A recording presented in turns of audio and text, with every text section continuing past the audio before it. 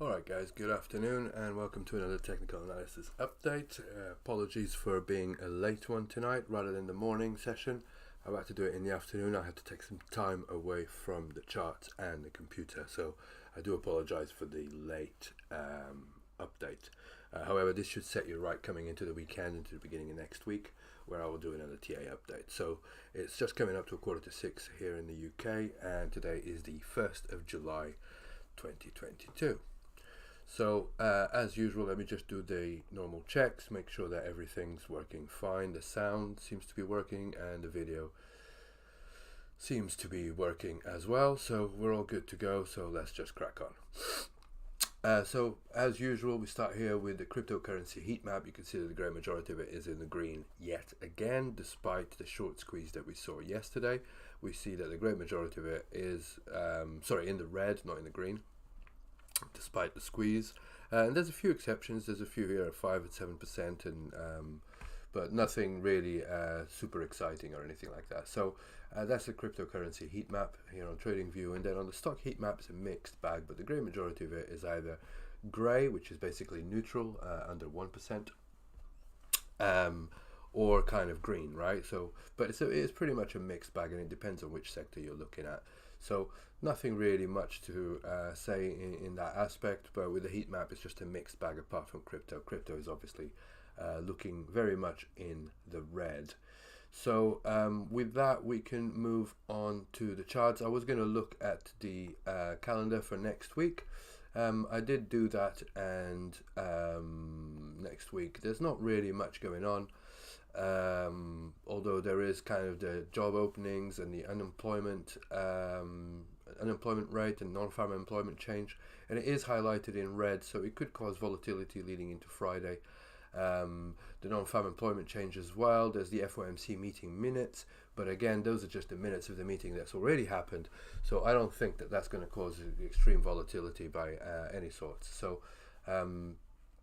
with that out of the way, let's just move on to the one thing that is worth mentioning is, of course, in the United States, Monday is the 4th of July, and therefore it's Independence Day, so therefore everything will be closed. It's a bank holiday, so if anything, this is a long weekend, and that could definitely bring volatility, because obviously there's less liquidity in the books, as most of the whales and the big traders will not be sitting in front of a computer over the bank holiday weekend, and therefore there will be less orders in the book, and less liquidity in the books means obviously more volatility. Do remember, however, that there is a competition going on, the World Series of Trading on Bybit, and as such there has been increased volatility and increased volume in the books, but overall not as much liquidity as one had hoped for, and that's why we're seeing such volatility, because there's less liquidity in the books basically, even though there is a little bit more volume coming from Bybit. So with all that crap out of the way, let's move on to the charts, and I'm just going to show you here the S&P and Bitcoin correlation. Now I want you to pay close attention to this. I've been going on about this correlation for ages, but I want to show you something that maybe I should have paid attention to, and I just don't want you to make the same mistakes. There is definitely an edge here, right? So the thing that kept coming to mind last time I was looking at this is that the correlation was, it seemed like the correlation is definitely synced to the downside. However, if we look at this a little bit more like this,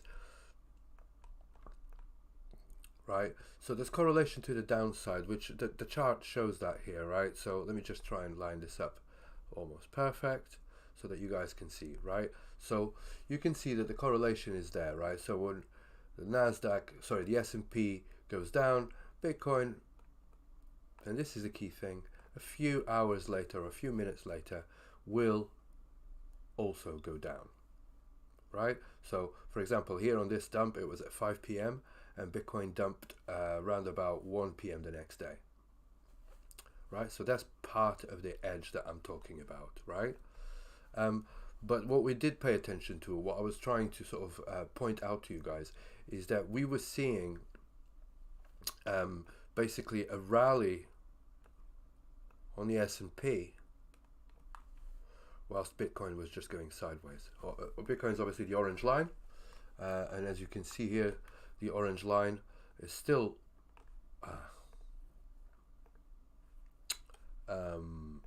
the orange line here is kind of still in line with the blue one, right?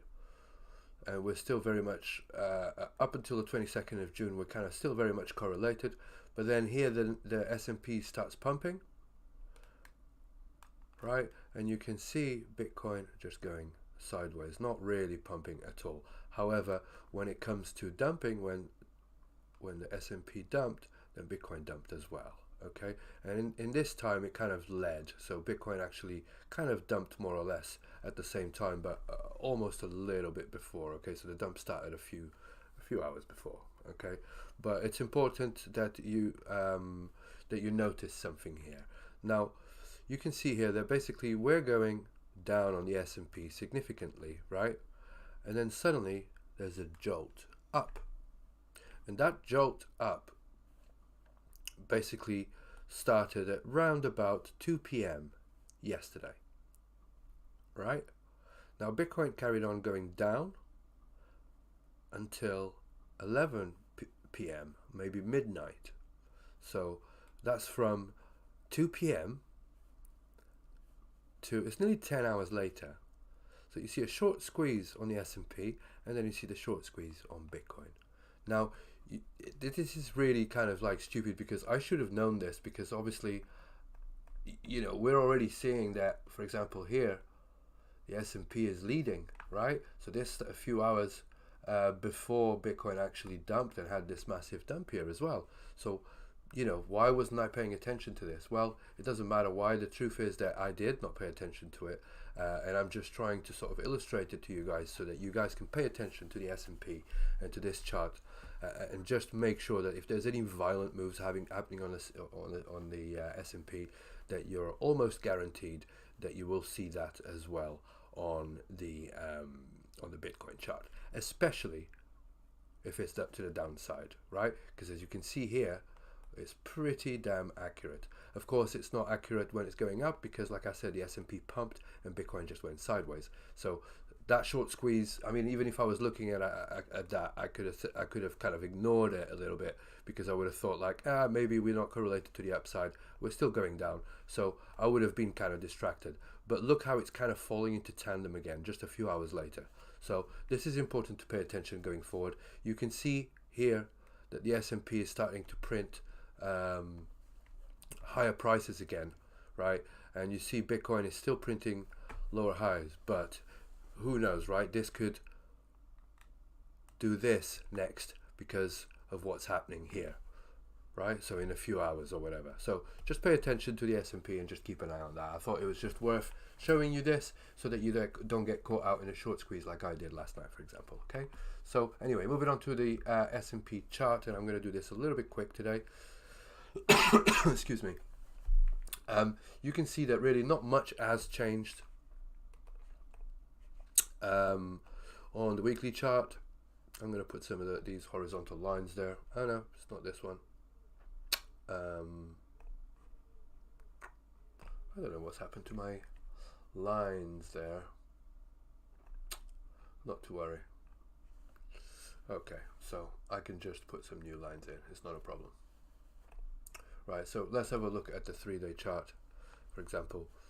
And you can see that basically we are kind of inside this cluster here, right? So basically you've got a low volume area here, we've got a low volume area here. So basically we're inside of this cluster here, right? And as such, we're going to rotate in between both of them, between the two low volume nodes.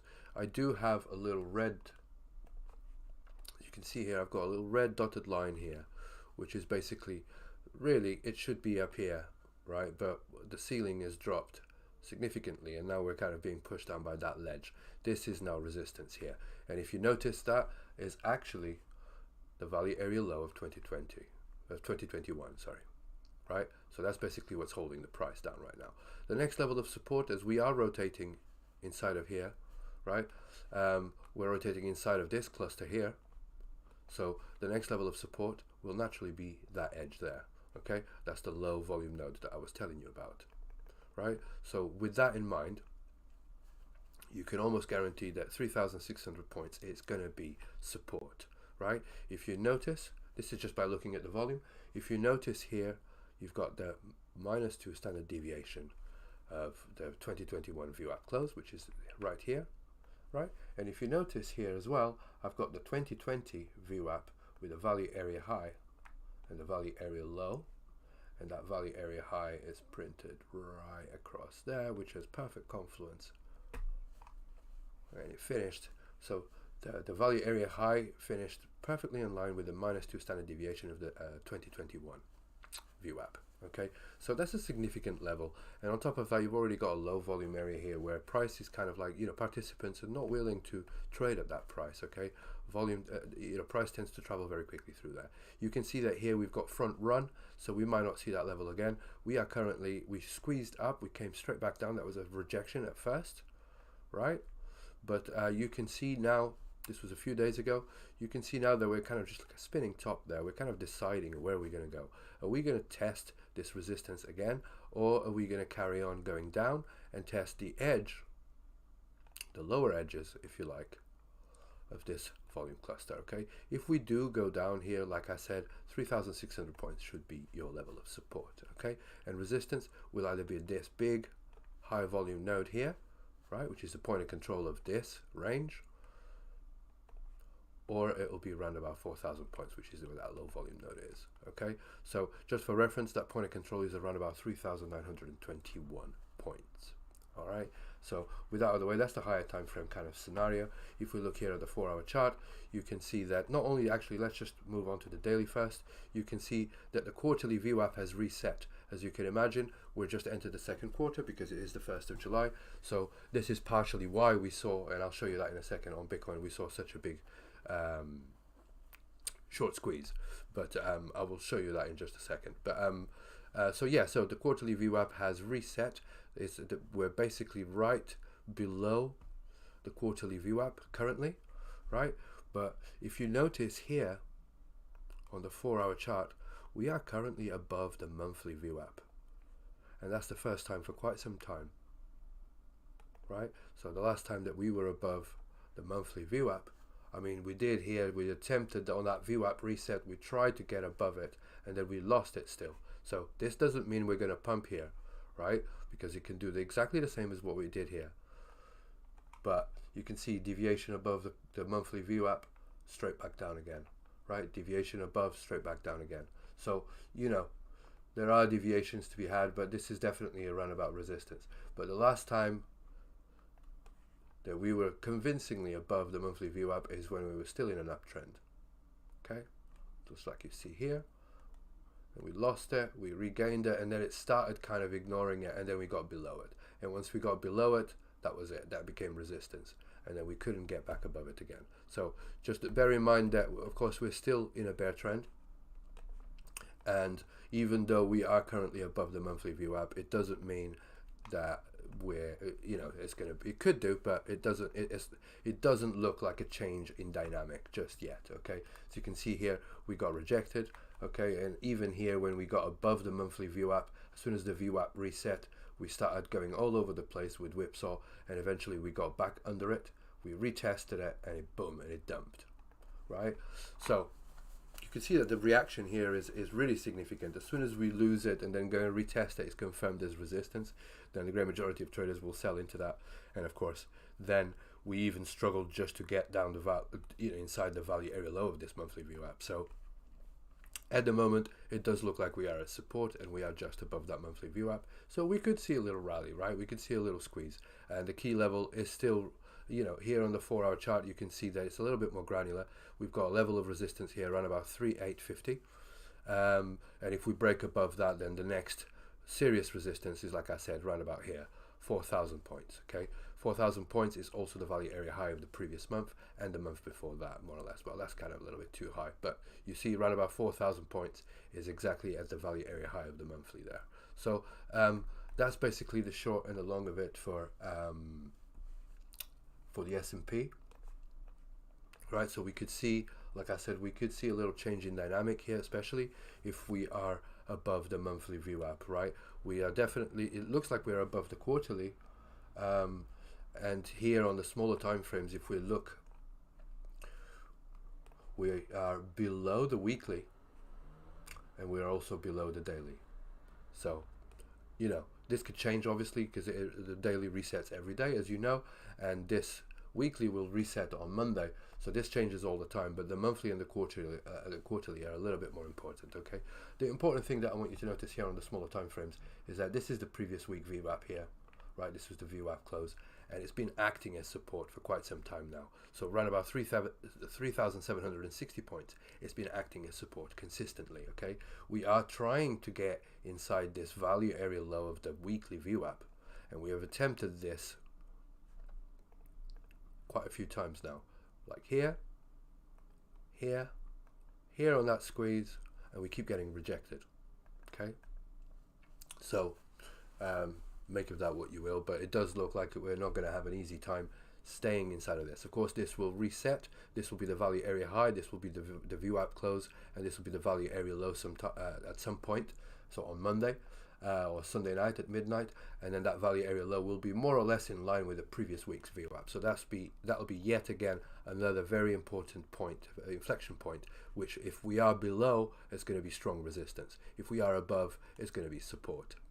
Okay, so yeah, we are right on the money here. We're right in the middle where we could go either way. So 3765 right now looks like it is support, but however, if we get below when these VWAPs reset, then we could see a bit of a dump there. All right, so on the S&P at the moment, like I said, just to clarify and not to be too vague in the analysis where I go into deeper into the rabbit holes, it's really quite simple. 4,000 points is resistance, 3,600 is support. But if you look at the shorter time frames, then you can see that we've got important levels right about 3,765 and what was the other one? I think it was about 3,838. I think it was, right? So yeah, 3,832, which is where the weekly VWAP is. Okay, so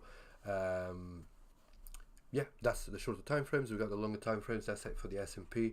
On the Nasdaq is very much the same scenario. Here I've still got the lines drawn. So the range is basically this. This is resistance. This is support, and I expect us to be sort of like forming a range in there. Please note how we are currently. There was support. This is support, but we are currently dumping here. But we were trying to stay above the value area high of 2020. Okay, which is this. This is the 2020 VWAP. This is the value area high and the value area low, and as you can see here, we've literally just broke below it. Okay, so the price is currently below this level, so naturally the next level that it'll go to, it'll probably be the 2020 VWAP, which has perfect confluence with this low volume node. Okay, I've put a little blue line there just on the edge of this balance. Okay, so on the edge of the high volume cluster, purely because the price tends to get front run, because everybody's expecting this to kind of hold as support, and so it gets front run, but also because the edges, especially when you're coming from above, the edges of the balance tend to act as support much more so than the actual volume node itself. So that's why I've got a little range here, and we're looking at around about 10,500. It's about 10,450 points for support, and we're looking at around about 12,200 points for resistance. Okay, on the shorter time frames, we also had a successful test of that level of resistance here, which is that yellow line where the edge of the high volume cluster is, right? So we've already had a successful test of this. We tried the monthly VWAP. It looked like it was going to hold as support, but then we fell straight back inside it. Okay, back below it. So it didn't hold as support at all, and we were destined to go lower. Okay, the important thing here is that we actually reclaimed the value area low of the monthly, which we had lost here previously, right? In fact, it even rejected here as resistance. So it's an important key aspect is that we're actually inside of this level here, right about 11,400 points. Okay, so this could actually hold as support, but again, I am still looking at around about 10,500 points way down here on that blue line to form a higher time frame type of range. Okay, so yeah, just bear in mind that this VWAP here could actually hold as support, and we could have yet another stab at this previous VWAP close here, of the previous monthly close, at around about 12,000 points. Okay, so we could do something like this, do a lower high, and then print new lows. Okay, so just be aware of that. So that's it for the Nasdaq. So let's move on to our dear Bitcoin. And Bitcoin is a bit of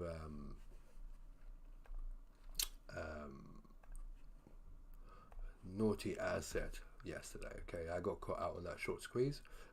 There's no shame in it.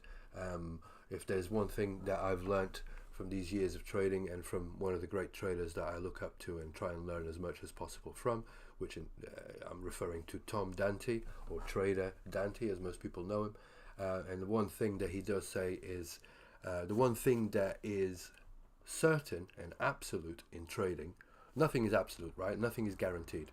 The one thing that is guaranteed is that every now and again the market hands your ass to you. Okay, so meaning the market kicks your ass, and that definitely happened to me yesterday.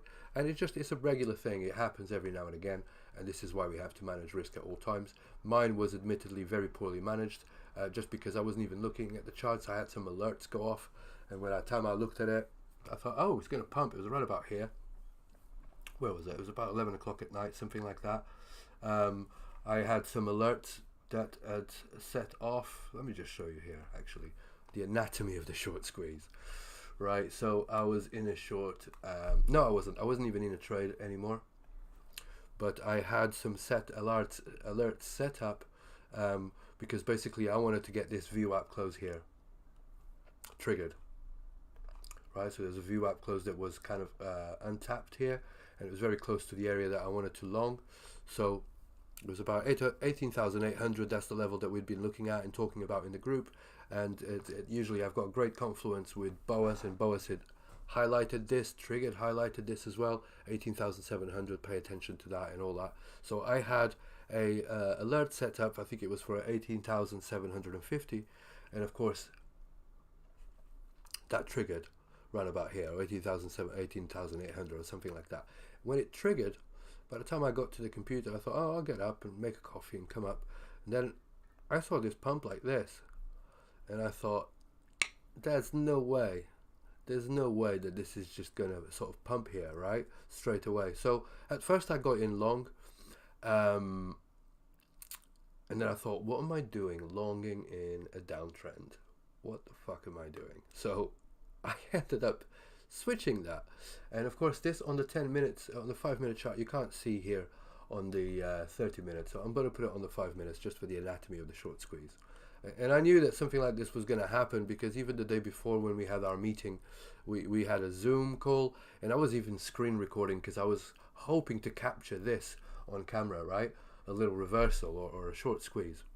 But anyway, I didn't. So it's around about midnight. This is going up like this, and I see this little pop, and I thought, oh, I'm going to long this, but we're very close to the VWAP, so I thought, what am I doing longing this shit? So I closed it, and I just waited, and it went up, straight up like this on that first candle, and of course I saw that it entered the value area low of the weekly, and I thought, I'm going to short this, and I entered the short right about here, right about 19,300, and it pumped. And I haven't even set up the stop loss. I was just about to type in the stop loss, and I was already under. So I was like, I don't want to put the stop loss way up here at the weekly. So this is going to come down. This is a larger liquid move. It's going to come down. Of course it didn't, right? It looked like it was going to come down, and it just went boom, vertical, straight up, right? A proper short squeeze. And unfortunately, this is kind of what happens. So my advice to you, as well as keeping an eye on the S&P, is always set the stop loss first, and then enter the trade. Okay, so this is like one of the it was a rookie mistake. I basically just entered a trade in a rush because I thought, oh, larger liquid candle, I better get in quick. Didn't set up the stop loss. Ideally, what I should have done is set up the stop loss. Basically, I entered the short here. I should have put a stop loss straight above there somewhere, and it would have kicked me out immediately, and I would have thought, oh, hang on a minute, this is a short squeeze going on, and I wouldn't have lost any money. But anyway, such as life, in hindsight is a great thing, but these are all lessons, and it's not the end of the world. So anyway, what I'm showing you here on basically what happened is exactly at midnight. Okay, so this it doesn't show here on the weekly, but I'm going to show you this on the daily chart. And basically these vertical lines that you see is every quarter. This is the quarterly VWAP, okay, and it happens on the first of every 3 months, right, on the quarter. But look at our VWAP reset there. The quarterly VWAP reset exactly around about midnight on last night, okay.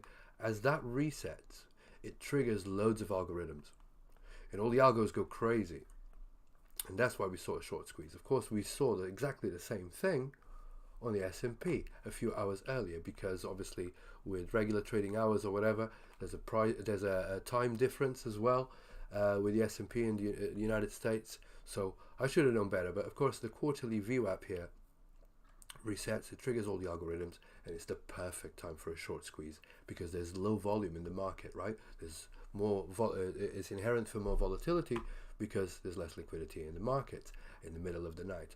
Simultaneously, as the quarterly VWAP resets, the fucking monthly VWAP reset as well, of course, because it was the 30th of June.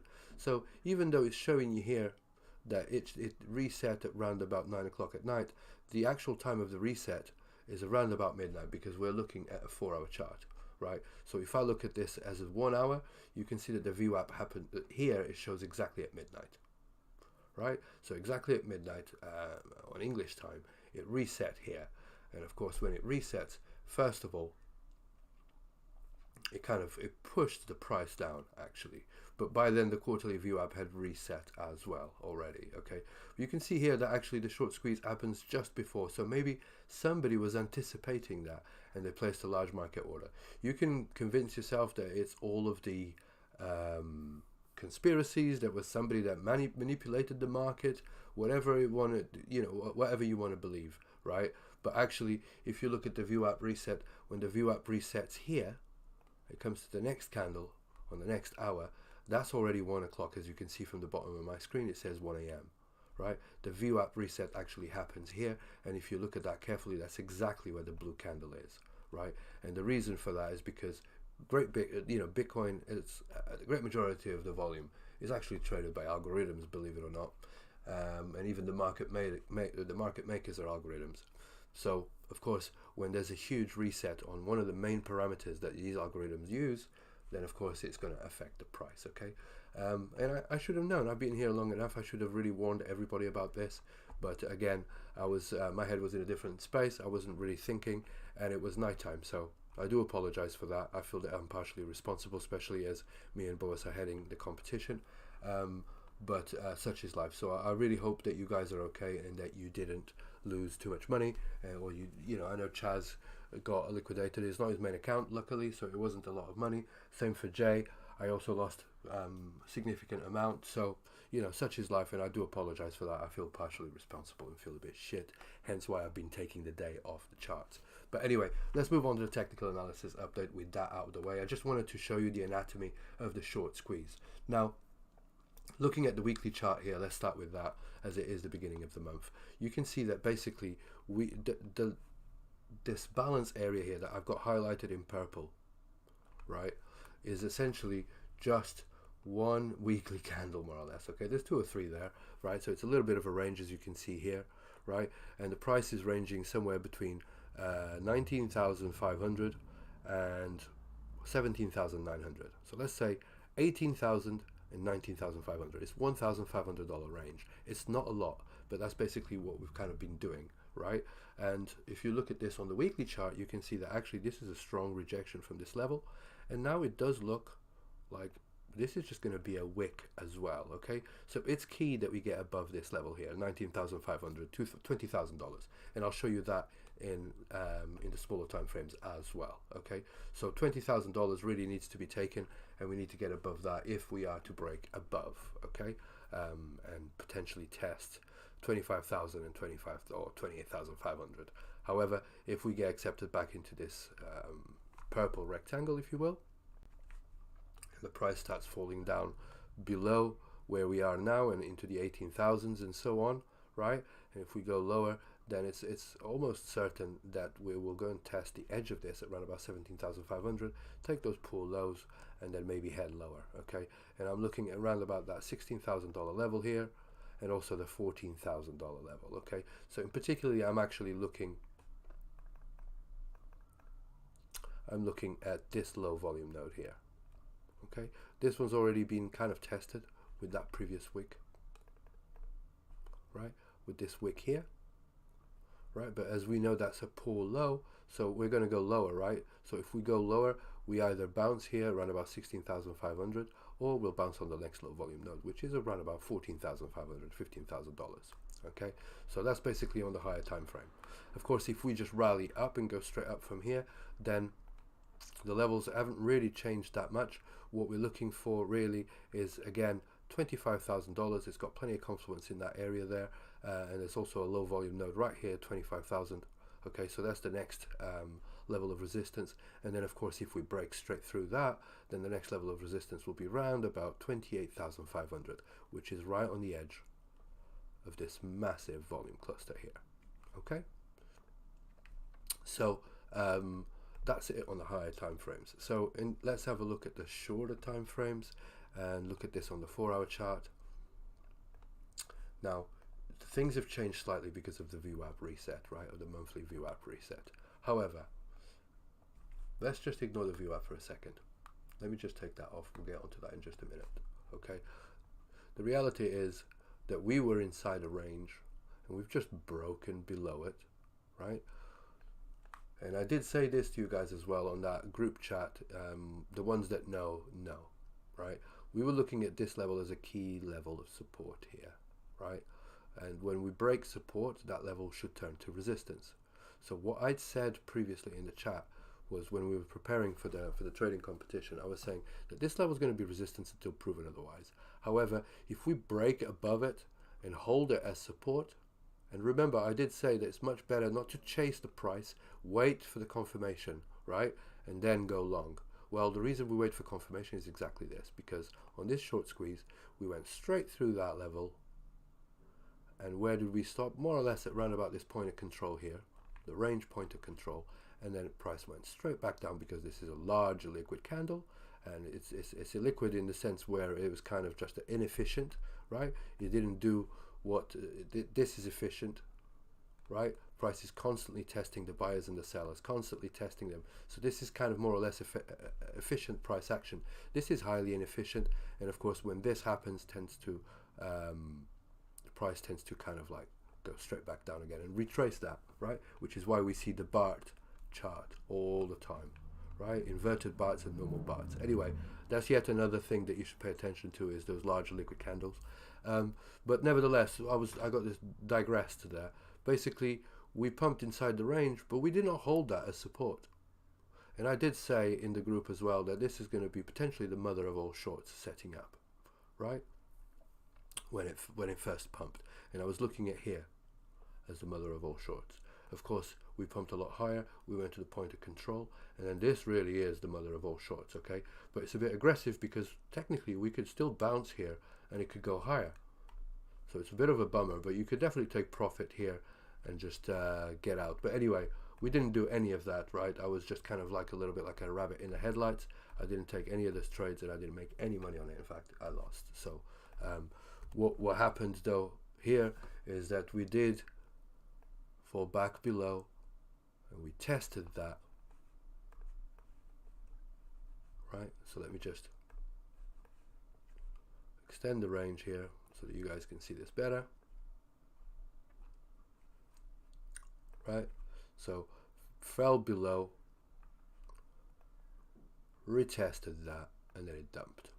Okay, and now if you remember, this purple rectangle is the weekly range, right? The weekly balance area. Now we came dumped here, came back up, we printed a lower high, and we've tested this range high here, right? But the price is not getting a strong rejection. In fact, we're no longer printing lower lows. We've printed a higher high because this was a high before. We've just printed a higher high here, and now we've printed a higher low, and the price wants to go up. Okay, so this could be potentially, I mean, this is very short time frame. Okay, this is not the end of the bear market. All right, I don't want you to get me wrong here. I'm not saying it's the end of the bear market. I'm just saying that it's a change in dynamics, right? So just pay attention to it, because in context, really, we're still printing lower highs, right? So this is a high, lower highs, lower highs, lower highs, right? This is a low, and we've printed a higher low here, and now we're printing another higher low here, but we've not printed a higher high than these, right? So in context on the higher time frames, we're still very much in a bear trend. But in terms of scalped and intraday plays, we're seeing a little bit of change in dynamics here, caused by this short squeeze. So where's the level that you want to be short at, if you want to be short at all? Well, for me, it's still this range low. Okay, as you can see here from the 4-hour chart, this is a high volume cluster, right? This high volume cluster signifies the lower edge of this, shows you where previous support was, right? So now last week I was talking about, sorry, the beginning of this week I was talking about these equal lows that would have to get taken out. Well, they got taken out. I was talking about these pool lows that need taking out. They've not been taken out yet, but these have. So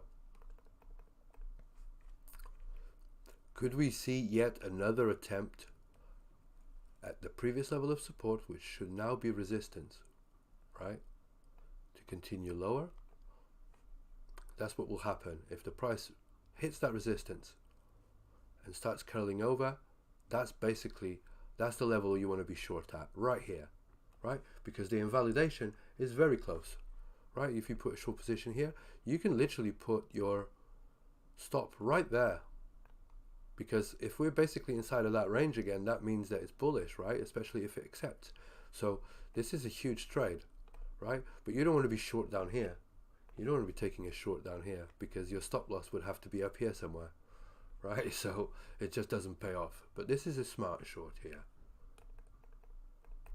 So if, however, the price goes up and accepts inside of this range, and starts forming a little bit of a, even if it's just like a tiny little candle, sometimes it's damn quick. It's literally just one wick down, right? So it could literally just go up, form a wick down, and boom, it could just rally straight to the other side of the range here. Okay, so this will be resistance, and this here will be resistance, back inside of that range. Okay, and that is possible. That is definitely possible. That could happen, right? And get accepted back inside of that range. Of course, if we get accepted back inside of that range. If we don't, then what we want to look at is, sorry, just bear with me, let me just delete all of this. Why isn't it deleting this one? There we go. Okay, so what you want to look at really is, do we get accepted back inside of this range here, so we go higher, or do we fly all the way up here only to get turned back, and then it goes lower? Okay, so this is a key level here, and that's around about $19,900. Let's say 20,000 just for the sake of it, but $19,900, and that's really without looking at VWAPs or anything like that, just pure price action. Okay, and looking at volume. Now, if I was to put the VWAPs on, let's see if we can find any confluence.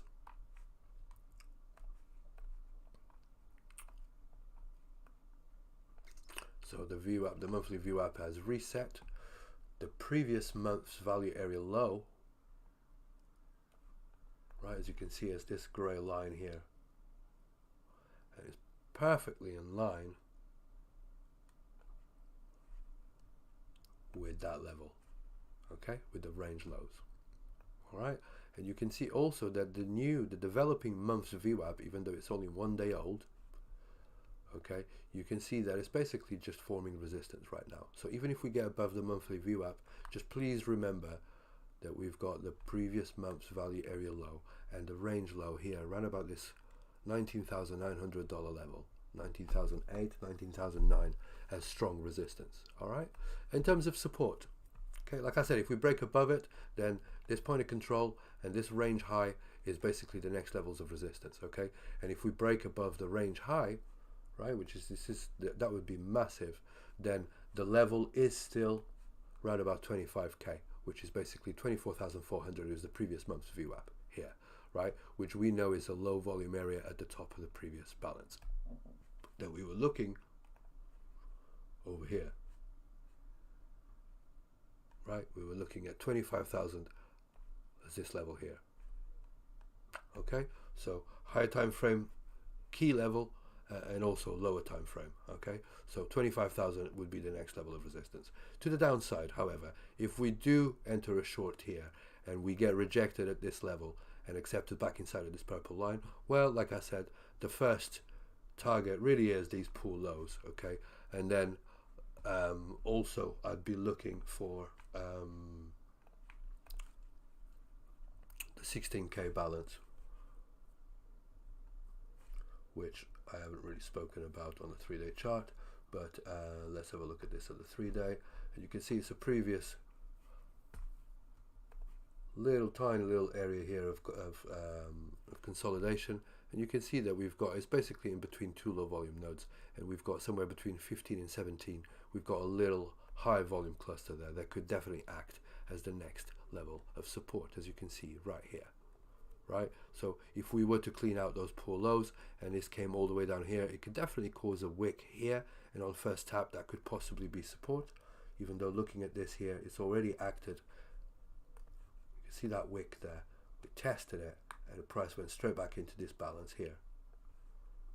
Right, so this could definitely be support here around about 16,500. okay, so that's why I've got my spot bids anyway, 16,666, and I've also got some around about 14.8.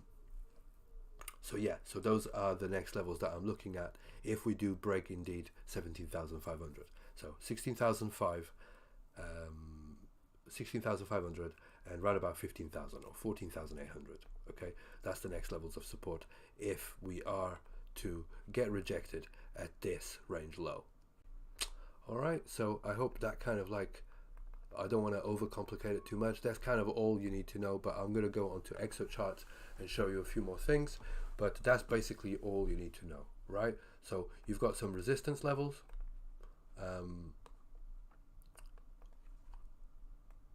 This one being the most immediate one with the low volume area here, right? And you got some support levels, which could potentially be around about here because there is an edge there, right? But I do think that these poor lows need to be cleared before we're moving upside. So this is definitely a level of support, and this here could potentially be a level of support, or at least a target for a short anyway. All right, so if you're in a short from up here, do take profits around about 18,500, 17,500 and 16,500. okay, so basically every $1,000. That's for the higher time frame. I'm not going to look so much at the lower time frames just because it just seems a little bit pointless on a technical analysis update for a long weekend to look at the short-term time trend. But you know, you can see that pretty much we're kind of like, that was the short squeeze, we came back down, we're below the weekly, below the daily VWAPs, right? And like I said, even if we rally all the way up here, we've got the monthly VWAP is around about 20,000. Sorry, the weekly VWAP is around about $20,000, but we've also got the weekly VWAP very close to that low volume area at 19,800, which is that key level that we're watching on the 4-hour, right? So just bear in mind that this is resistance until proven otherwise. Of course, if we break above this, and we clean break above 20,000, then you can start looking at those higher time frame levels of resistance. But for now, that's this is the closest level of resistance here, right about 19,800. Okay, so let's move on to exo charts so that I can look here at the volume profile and just kind of go from there and see if we can find anything interesting. So on that short squeeze, one thing that is jumping to mind is basically that point of control, right? So this point of control was a naked point of control round about here. So that was $20,500, and that got taken out on this candle here, right? So that got taken out. We came straight back into this balance area here below the low volume area. So again, this is resistance until proven otherwise. Now, because we've already tested this and we could not get accepted above there, we did not get accepted back inside of this range, right? So for me, that seems like a show of weakness. I could be wrong, but that shows to me that this level here is resistance until proven otherwise, right? And as such, the next level to look at is a naked point of control at around about 16,800. Okay, so $17,000. That would clean out the previous pool low, like I said, and we could see that bounce that I've been talking about, around about $16,500, $17,000. Take out that pool low and then come back up. Okay, maybe that's why we did not get accepted inside of this range yet, because this business down here is not resolved just yet. But this is just a narrative. Okay, we could also just go smash straight down and go and see this other naked point of control at around about $15,300. Right, so that's basically the same thing that I was showing you on the candlesticks, but I'm just showing you specific points of control and levels of interest. Right, we've also got a naked point of control here at 23,600 if we were to break to the upside, but like I said, we've got very strong resistance right about 20k. So the volume profile just shows that one of the naked points of control got taken. So let's look at the market profile, and in fact let's start with the higher time frame one. I'm just going to look at the weekly because it is the first of the month, and you can see here that in terms of weekly market profiles, look how many weeks we spent round about the same area. Okay, yeah, of course there was trending days, and it kind of becomes a very sort of like a wide wide range, if you like. If I was to merge all of this, kind of forms a perfect distribution there, right? So again, the value areas and the point of control are very similar. Even though this point of control here is much lower, but the value areas are overlapping. So if I was to merge them together like this, you can see that the value area low of that is 19,800. So again, that remains the level to beat, right? So if I was to merge just these two and leave the developing one, and just extend this one beyond, expand the clusters like this,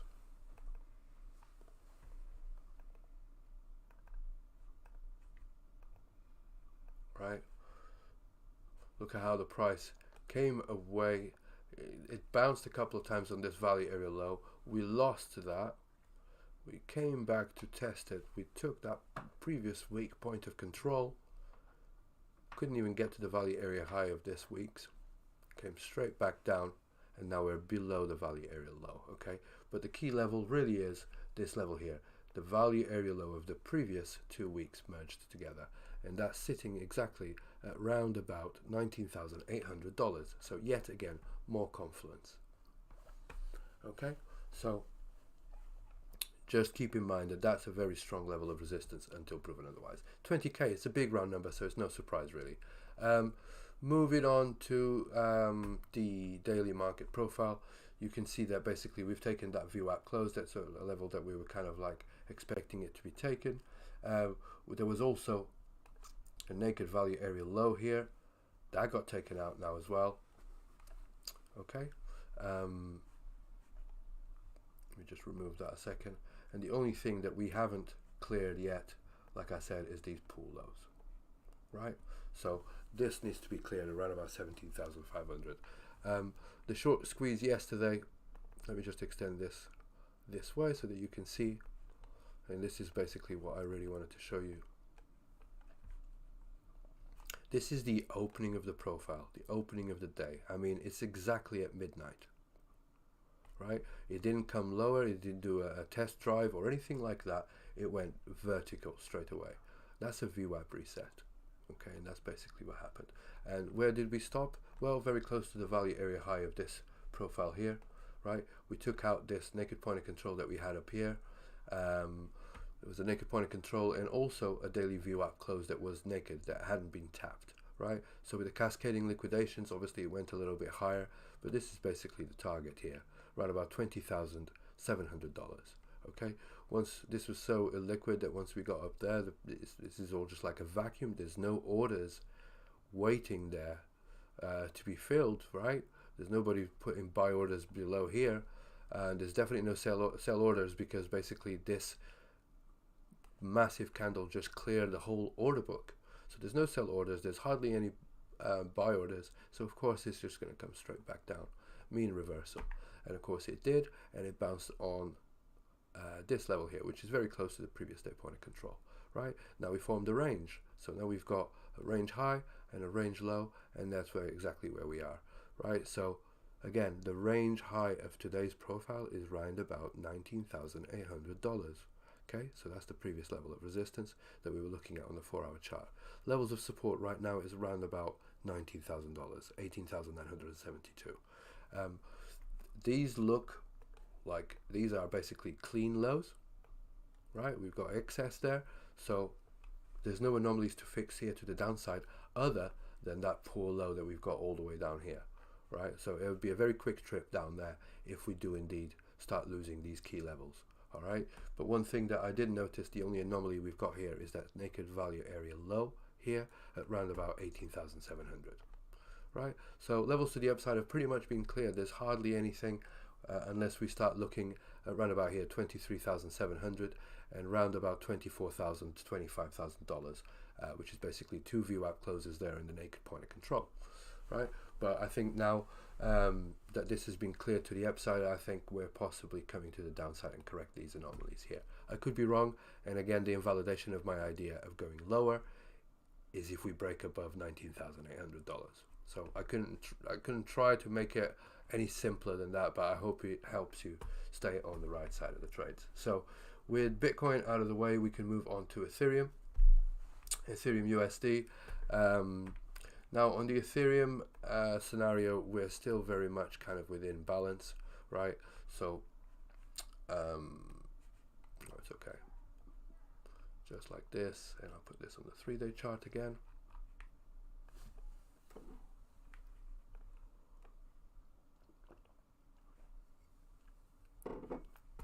Right, so like I said to you guys before when we were looking at this, the simplest way to explain this is that $1,500 is resistance, around about $1,000 to $800 is support, right? And so we're kind of just like stuck in between these two levels here, which is basically what this volume cluster is. As such, that's pretty much it, right? If I was to take the balance area off, you can also see that that level down here around about $800, put the balance back on, you can see that it's right in between the two balance areas. And when I talk about balance areas, I'm talking about these volume clusters here, right? This one's right in between. So yet a little bit more confluence that $800 with $1,000 could hold as support. All right, so that's support, that's resistance. And to the daily chart, I guess you can see that this level here is a low volume area. So even if we take out these previous lows, which is possible that we do, especially if Bitcoin does the same, is that we come all the way down here, and I would expect the price to bounce off this edge here, right? If we are to bounce on Bitcoin as well, because remember, Ethereum is just it just gets dragged around by Bitcoin. It doesn't just it's not completely decoupled, right? So as such, I do expect this level here to act as strong support, as it is the beginning of this high volume cluster here, as you can see, right? So that should hold. Potentially it might not even go as low as that, but as this is a low, we bounced right here at $890, right? Which is basically exactly where we bounced. But we could go lower, clear that, and then bounce at this level here, which is round about just under $800, $775. Okay, so again, that's on the lower time frames. On the higher time frames, on the lower time frames here, the range is quite clear as well. The 4-hour chart. Bear me a second. I'm gonna put this as range in EQ. So you can see on the 4-hour chart, the short squeeze was not as radical on Ethereum, right? So it wasn't as extreme. However, just bear in mind one thing, that when we are inside of a range, any deviation from the range causes us to go to the other side of it. Okay, so it's explained again because of these balance areas. However, just notice that. So for example, so this is a high, this is a low, right? Come to the top of the range there, you can even argue that this is not marked correctly, that this should be marked sort of down here like this, right? So this is the high of the range, we've established the range, this is the low and the high, right? It comes down low, it beats and deviates away from the range. When it reclaims the range, it comes down here with the wick, right? You can see this on the 1 hour perfectly. When it reclaimed the range, comes back and tests it, and as soon as it tests it, boom, it rallies at least to the halfway point, which is the equilibrium, 0.5 of this range, okay? Halfway point.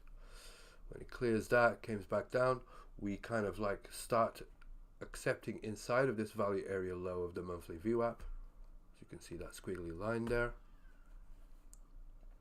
Let me just try and make this a little bit clearer here. I'm going to do it to balance like that.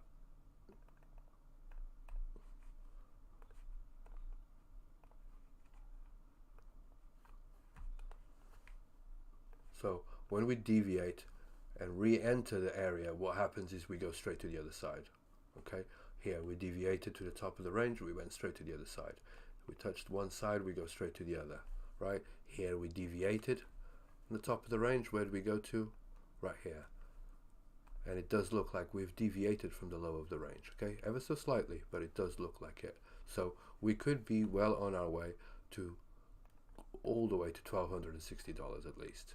Okay, at least here on Ethereum, as you can see on the lower time frames, on the 4-hour chart, you can see that we are above the monthly VWAP very clearly. Okay, and if you look back, we haven't been above the monthly VWAP for quite a long time, since not permanently, of course. There are deviations. There are deviations here, but last time that we were above the monthly VWAP was way back in April. Okay, so here we kind of had a deviation above, tried to stay above it on the VWAP reset, but it was only momentarily, and then we fell down. Okay, but here we were definitely above it, and we stayed above that value area high for quite some time, at least for a couple of months. But so yeah, this could be definitely a change in dynamic here. So, but we just have to pay attention to Bitcoin, because like I said, Ethereum just follows what Bitcoin does. So just something to keep in mind, right? We've already deviated to the downside. Don't be waiting and thinking that we're, you know, if you're trading this range, that you should have already been long, and this here should be resistance. Okay, so the next level of resistance, as you can see here, is around about 1135, which is this low volume area here, which is also the 0.5 of the range. Okay, top of the range is also resistance at around about 1260. Okay, and then even if we deviate here above, then I wouldn't be surprised to see the previous month VWAP close get tapped, and that's sitting at around about $1,300. All right, so that's basically what we're looking at in terms of levels of resistance and support. Okay, so we're above support here. We're above the monthly VWAP, the previous month's VWAP value area low, and we could be well on our way up if Bitcoin behaves. Of course, if Bitcoin gets rejected at that 20k level or 19,800, then this might be short-lived, and Ethereum might just go all the way up here and then just roll over and continue lower. Okay, which is, it could happen, right? So just don't get too obsessed about going to do both sides of the ranges, because that's why the halfway point is there. Okay, so anyway, resistance, target. Okay, and it's also clearly resistance because this here has got low volume. All right, so let me just delete this a second. So this here is resistance, and this area here is like an acceleration pad. There's hardly any volume there. So the next level of resistance, if we do indeed pump like hell, right, will be around about $1,700. I would say $1,500, $1,600 is basically the value area high there. In terms of support, like I said, around about $800. Okay, 800, 775, something like that, which again would take out this poor low here, do something like this, and then go straight back up again. All right, so I hope that kind of makes it clear here. Where is that other one?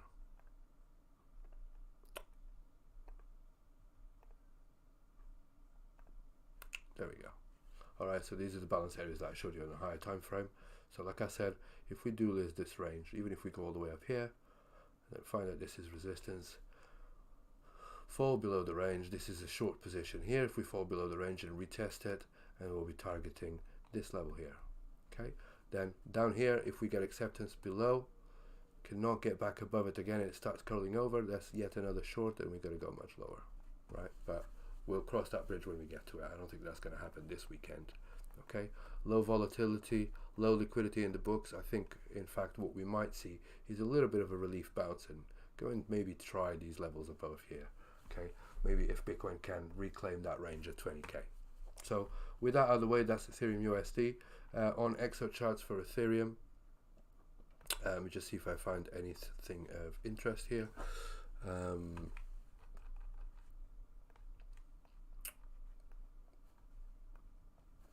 So we're right in the middle here, but we do have,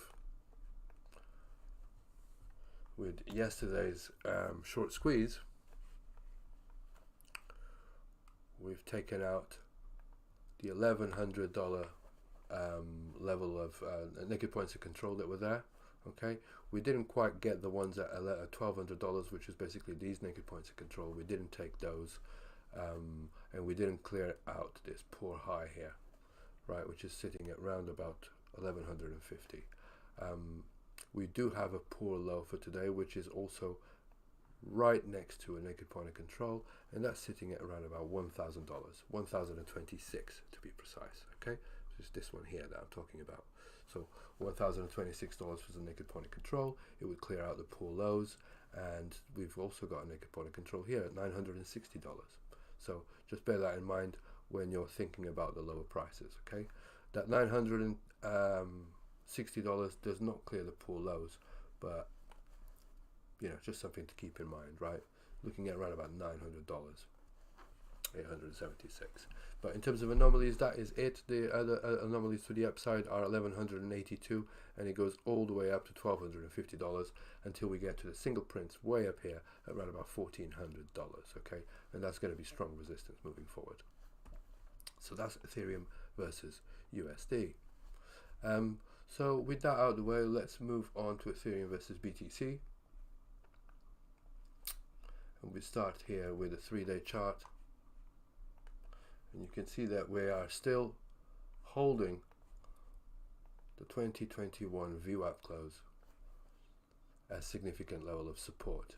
But we are being rejected here on the -2 standard deviation of the 2022 VWAP, right? So of the current developing years VWAP, right? So we're kind of like stuck in between here, right? Between these levels. So on Ethereum BTC, so we're looking at, right now we're around about 58,000 sats as resistance, and we're looking at 53,000 sats as support. I've already drawn some lines. Nothing really much has changed since Wednesday. We've got some lines here. Below us we've got support. This is a significant level here. As you can see, is the yearly VWAP, right? Level of resistance, I put this little red line here around about 57,000 sats. But we've also got 55. Big round number, 55,000 could definitely be resistance. If we lose this level of support, I think the next level that we'll be looking at is 50,000 sats. And if we lose that, we'll be looking at around about 45,000 sats, okay? 45 and potentially even 36,000 sats. It's a big drop all the way down there. But we'll just wait and see. If we are bullish and if we do indeed go up, we'll have to see if Bitcoin is outperforming Ethereum or not, okay? Judging by this chart right now, we're not seeing that just yet. We're kind of just going sideways, right? Even though we had a little pop to the upside, we came straight back down. Okay, so basically Ethereum is working in tandem with Bitcoin. So again, with that out of the way, if we look at the 4-hour chart, there's not really much to be said here on Ethereum versus BTC, other than the fact that we're kind of like back inside the range. Okay, so if this here was a range, and this is a deviation above the range, we've just fallen back inside the range. We've tested the midpoint, and now we're on our way to the top here. So at this top here, around about 56,000 sats, I would expect the price to just kind of roll over, come down to the bottom of the range. If it, you know, of course, the invalidation of that, and the reason why you take a short here is because the invalidation of that is basically just getting above it. So again, very decent kind of risk to reward factor here, right? Where you're looking at a decent trade like that, and your invalidation of the trade is very close to your entry, so it's favorable, right? So again, basically, we either, when the price gets here, we'll have to observe it. Does it kick above it and hold it as support? If it does so, then it's very likely that we continue up and go and test these levels here as resistance, right, which is around about 58,000 sats. However, if it gets up to here and starts rolling over, there's a little deviation like this and accepts back inside, then you know that that's a short position and you'll be targeting these levels down here, right? So like I said, around about 53,000 sats and 50,000 sats as the next levels of support. Okay, so that should set you straight through to the weekend. Moving on to altcoins, and I'm going to do the final trading pairs, but because it's late and because not really much has changed, I've decided to only do the pairs with Bitcoin, because Bitcoin continues to outperform Ethereum at the moment. Okay, even though today it does look like ETH BTC is up 2%, the sort of like the majority of the time here, I could just do the trading pairs for Ethereum. Actually, it does look like Ethereum wants to outperform Bitcoin, judging by these higher highs and higher lows. So I'll do all the trading pairs on FODL just from Ethereum, because if you're going to be trading alts, then you might as well be trading it against the asset that is outperforming the whole of the crypto market, right? And in this case, if Ethereum is outperforming Bitcoin, then it's Ethereum that I will chart. Okay, as you can see there, right? So we start with the FODL pairs. I'm going to start with FODL versus USDT. And I'll start here with a 24-hour chart, or the daily chart if you like, and we continue to print lower highs and lower lows. Nothing much has changed. These levels of support are kind of just big round numbers. There's no frame of reference in terms of price action for me to go from. So unless we start seeing a shift in market structure where we start reclaiming some of these levels and seeing constructive price action with higher highs and higher lows, there's no change in dynamic. And because there isn't, then we're just going to continue to go lower until proven otherwise. So that's FODL versus USDT, which is Tether. FODL versus USDC is very much the same thing. This is USDC on SushiSwap. And you can see here that even though the acceleration of the price has kind of slowed down a little bit, right, we're seeing a change in momentum. We've not seen a change in market dynamics, in market structure as such. So these levels here want to be taken. Okay, so if FODL starts to do this kind of thing, then it's time to get bullish on FODL. But at the moment, we're just continuing to print lower highs and lower lows. Okay, so unfortunately, that's all I've got. FODL versus ETH.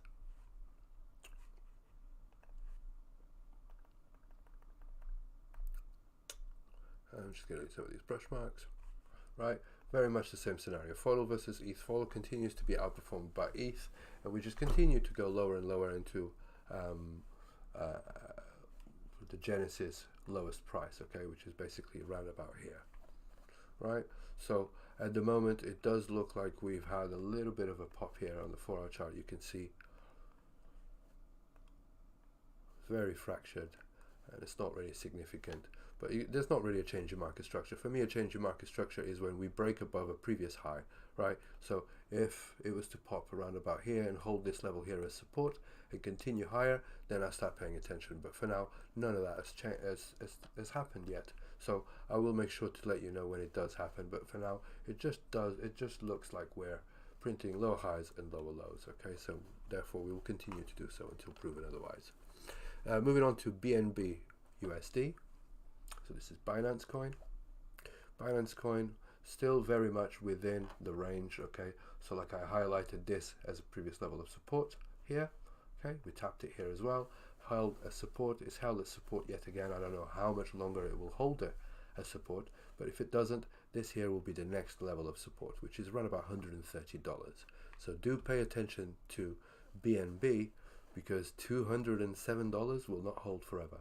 And if we lose this, like I said, that's a big drop. So that's a decent trade to have, okay? So that's, what is that? 30%, 35% drop, okay? It's hardly any volume there. So just keep that in mind, okay? You know, when I say there's hardly any volume, I really mean there's hardly any volume there. Larger liquid candle to the upside, as you can see here. Just no volume there whatsoever. All right, so it'll be a very quick, very sharp drop, just like we've seen here, just like we've seen here. Okay, so anyway, we're at support now, $207. The next level of resistance will be right about here, $288. And as such, we're just kind of rotating in between there. We're not really rotating at the moment. It hasn't printed the highs yet, but I do expect that if this holds as support, this will be the next level of resistance. If this doesn't hold as support, like I said, we'll go to $130 to start with. Okay, so that's Binance versus USD. Moving on to Binance versus ETH. And Binance versus ETH, as you can see, we're kind of like still at that level of resistance, even though that short squeeze kind of pushed us up a little bit here, right? But we're still at that level of resistance. It does look like we're above it now, so we'll have to observe this. But I do expect the price to come lower and continue trading inside of here.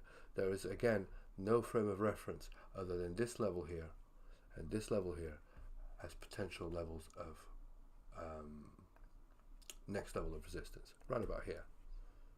Okay, so if that is the case, 0.384 is the next level of resistance, and then of course that means if we do go there,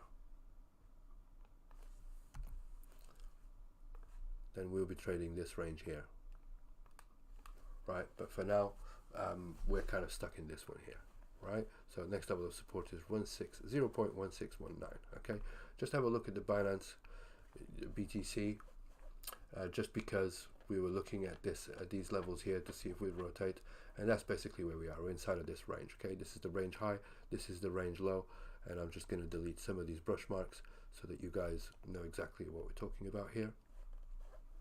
So this here is the next level of resistance if we break above it, but for now the price is capped here and is capped down here, and therefore we trade inside of this level here, right?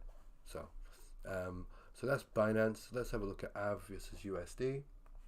Nothing much has changed. Again, we're still very much under resistance and above support. Okay, so very clearly we are trading inside of this range here, where this is support and this is resistance. All right, until we move out of until one of those levels breaks. Okay, if we break to the upside, of course, this will be the next level of resistance. If we break to the downside, then we've got this one as a significant level of support. AV versus ETH. So this is definitely a change in dynamics here, and we'd observed this already. We just changed. We'd observed this already on Wednesday. Like I said, we've lost this yearly VWAP a couple of days ago, and as such, this is now going to be resistance. That's why it's got a red line there. So we're trading inside of this range here. Next level of support will be way down here, and that means that we'll retrace all of this blue candle. Right? If we break above it, then of course we're going to be back inside of this range here, and we'll be trading. This is the highs and this is the lows. That's AV versus ETH. Moving on to Compound USD. Very much the same scenario. We're still at resistance here. We've not tested this previous level of support, so that's why the arrow is there. Okay, so we're looking at around about $55 as resistance, $36, potentially $40 as support. Okay, and I say $40 potentially because it's a big round number and people like trading big round numbers. So we might not see 36, but 36 really is the low volume area here, so we could potentially see that as well. But just be prepared to get front run at $40. Compound versus ETH. Delete some of these brush marks. Okay, still very much this is resistance.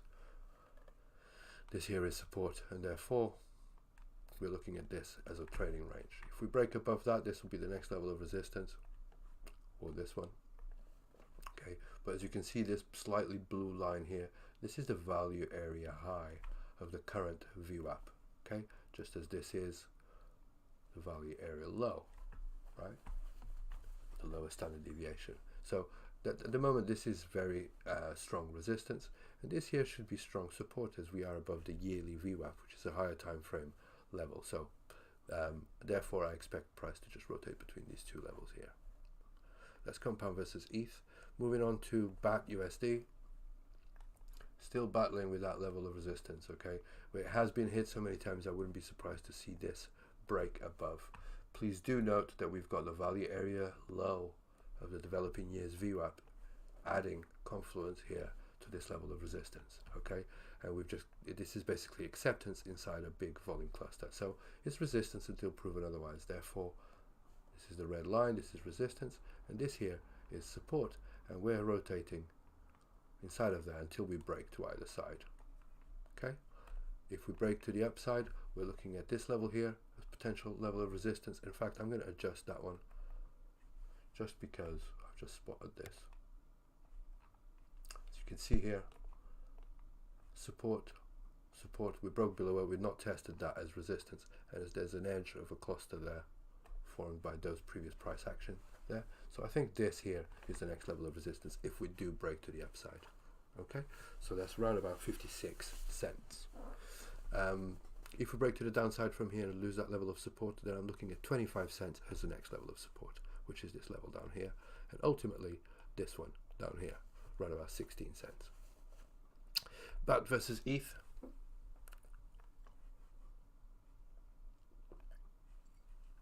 Okay, so interestingly, here on BAT versus ETH, it does look, oh, let's put this on the 3-day chart here.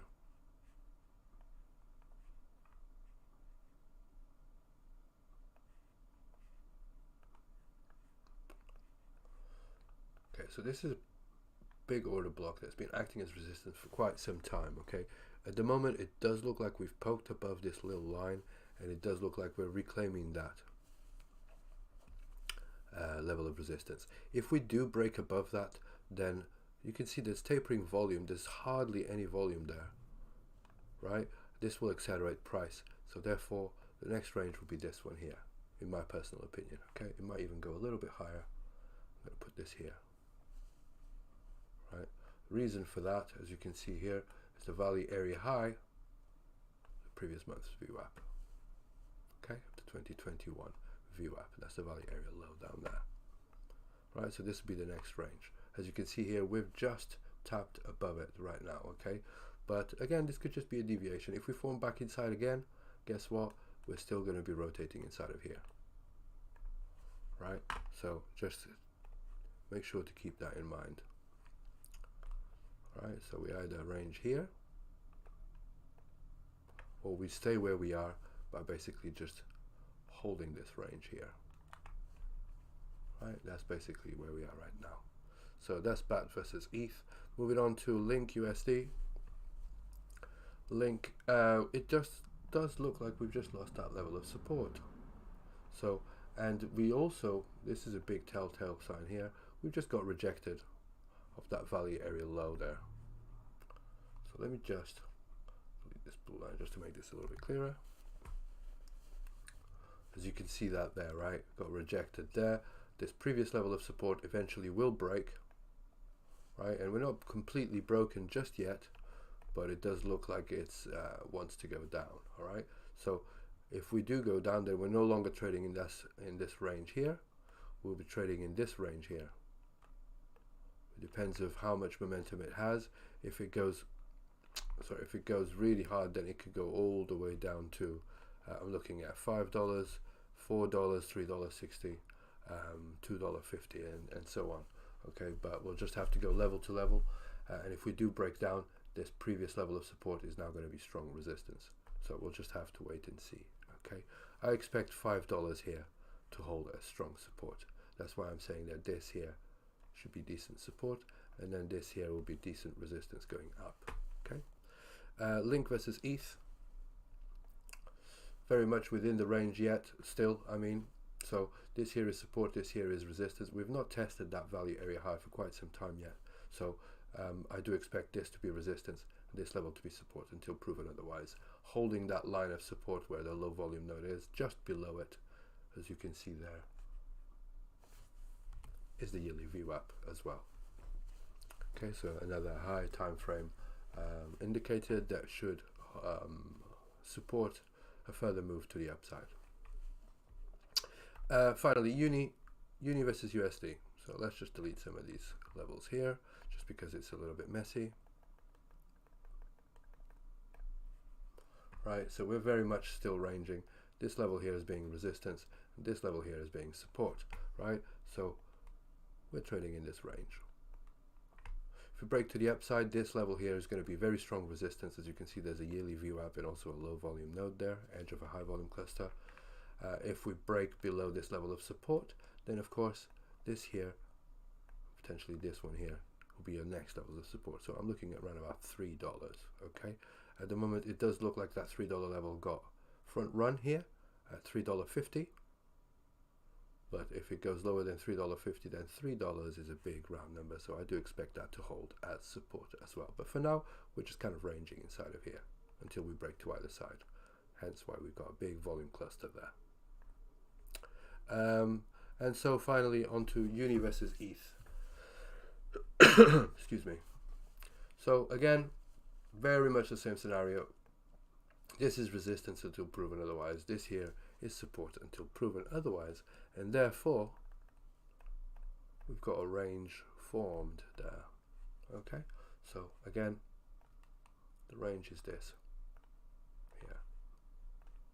If we break above it, this is the next level of resistance. If we break below it, we've got the yearly VWAP at this level here, which should hold as very strong support as well. Okay, so like I said, I hope this keeps you on the right side of the trades over the weekend. I'll have another TA update for you guys on Monday. But in the meantime, keep your powder dry. Just remember that it's a long weekend in the United States, and therefore there's going to be less liquidity in the book and more volatility perhaps. So just keep that in mind going forward. And yeah, I hope you guys have a great weekend, and I'll see you back on Monday. Thanks for watching. Bye-bye.